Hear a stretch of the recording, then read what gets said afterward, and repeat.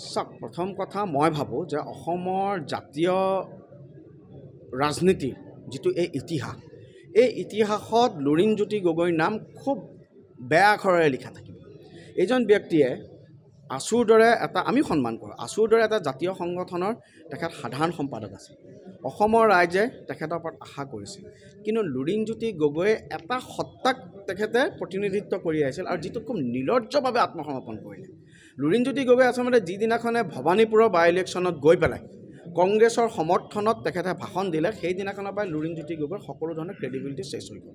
আচলতে 855জন শ্বহীদক কংগ্ৰেছতকৈ যদি বেছি অপমান কৰিছে, তাচ্ছিল্য কৰিছে, এই 855জন শ্বহীদৰ তেজক পৰিয়ালক গোটেই অসমবাসী খিলঞ্জীয়া ৰাইজক যদি আটাইতকৈ বেছি অপমান, আটাইতকৈ বেছি যদি ইটিকিং কৰিছে আৰু বিশ্বাসঘাতকতা কৰিছে, অসমৰ সৰ্বকালৰ ইতিহাসত সেই নামটো লুৰিণজ্যোতি গগৈৰ নামত লিখা থাকে। আৰু চাওক প্ৰথম কথা মই ভাবোঁ যে অসমৰ জাতীয় ৰাজনীতিৰ যিটো এই ইতিহাসত লুৰিণজ্যোতি গগৈৰ নাম খুব বেয়া আখৰেৰে লিখা থাকিব। এইজন ব্যক্তিয়ে আছুৰ দৰে এটা আমি সন্মান কৰোঁ আছুৰ দৰে এটা জাতীয় সংগঠনৰ তেখেত সাধাৰণ সম্পাদক আছিল। অসমৰ ৰাইজে তেখেতৰ ওপৰত আশা কৰিছিল, কিন্তু লুৰিণজ্যোতি গগৈয়ে এটা সত্তাক তেখেতে প্ৰতিনিধিত্ব কৰি আহিছিল আৰু যিটো খুব নিৰ্লজ্জভাৱে আত্মসমৰ্পণ কৰিলে।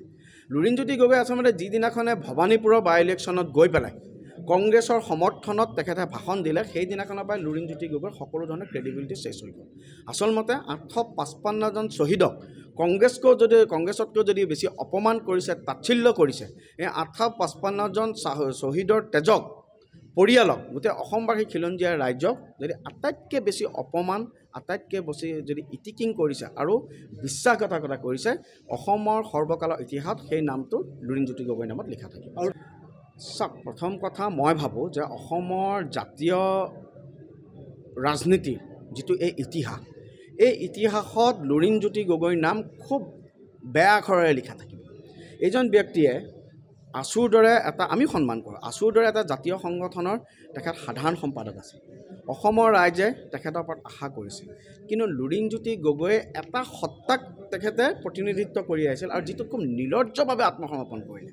লুৰিণজ্যোতি গগৈ আচলতে যিদিনাখনে ভৱানীপুৰৰ বাই ইলেকশ্যনত গৈ পেলাই কংগ্ৰেছৰ সমৰ্থনত তেখেতে ভাষণ দিলে, সেইদিনাখনৰ পৰাই লুৰিণজ্যোতি গগৈৰ সকলো ধৰণৰ ক্ৰেডিবিলিটি চেছ হৈ গ'ল।